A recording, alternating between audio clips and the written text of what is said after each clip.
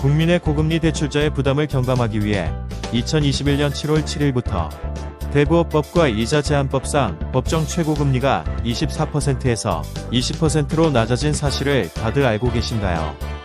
이미 대출을 받은 사람도 7월 7일 이후 대출을 받았거나 기존 대출을 연장할 사람도 해당되는 사항이니 다음의 내용을 꼭 체크해 봐야겠습니다. 이미 대출을 진행 중인 경우 체크할 사항입니다. 먼저 소급 적용 문의하기입니다. 저축은행, 캐피탈카드사의 경우 최고금리 인하 취지에 동참하여 기존 대출에서도 자율적으로 적용하기로 한 만큼 해당 금융회사에 20% 인하 소급 적용 가능 여부를 직접 문의해보세요. 다음은 재계약을 통한 금리 인하 적용 확인입니다. 현재 금융회사가 자율적 인하가 어려운 경우라면 재계약을 통한 방법으로 금리 인하 적용이 가능한지를 확인하도록 합니다. 그리고 정책서민 금융을 활용해 저렴한 금리 대출로 대환하기입니다. 저렴한 정책서민 금융 상품을 이용하여 연 20% 이하의 낮은 금리를 적용받을 수 있는 신규 대출이 가능한지 확인하세요.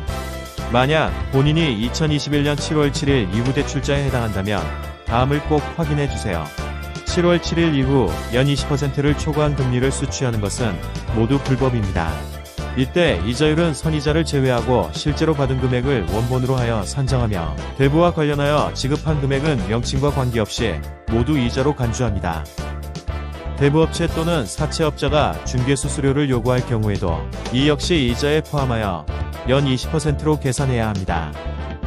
이에 해당할 경우 불법사금융신고센터 133이나 112 또는 금감원이나 경찰청 홈페이지로 신고해주세요.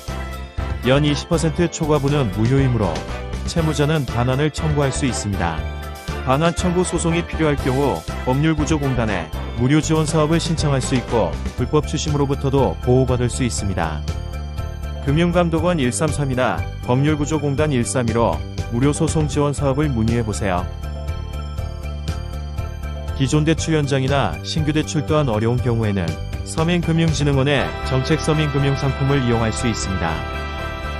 저소득, 저신용자의 경우 기존 고금리 대출 연장이 어렵다면 대환을 지원하는 안전망 대출 툴을, 정책서민금융마저 어려운 경우라면 성실 상환 시 금리가 낮아지는 햇살론15 상품을, 채무의 연체 등으로 금융상품 이용이 어렵다면 신용회복위원회를 통해 채무조정을 신청하세요. 채무감면 등 다양한 채무조정 지원을 받을 수 있어 어려운 상황에서 큰 도움이 됩니다.